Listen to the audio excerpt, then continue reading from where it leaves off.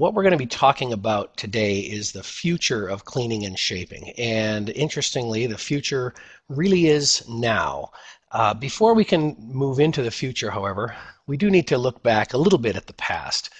Dr. Herb Schilder, one of the foremost authorities in our field, many years ago said that the goals of cleaning and shaping were not only to remove all of the organic substrate from the canal system, which is what had previously been thought, but also the development of a purposeful form for reception of a dense root filling. And these are the two overall goals of what we're trying to do, but the objectives of cleaning and shaping are to create a continuously tapering funnel. That's the shape that we want to create inside the canal. He also guided us to tell us that the preparation should flow with the original shape of the canal. It shouldn't move the position of the canal space outside of where it was.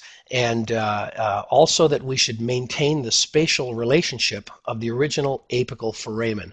In other words, after we have completed our instrumentation of the canal space, there should be no change in the position of the apical foramen. Unfortunately, that can happen, and the goal of what we're trying to do is to avoid that, to maintain that place. And finally, the apical opening should be kept as small as possible, and we want to preserve the natural anatomic constriction that exists at the cemento-dentinal junction. And by preserving this and keeping this apical opening as small as possible, we prevent having our filling materials be extruded beyond the end of the root. And so even though the apical opening is kept as small as possible directly inside the canal from that, it does need to be widened adequately to know that we have completely debrided the canal space.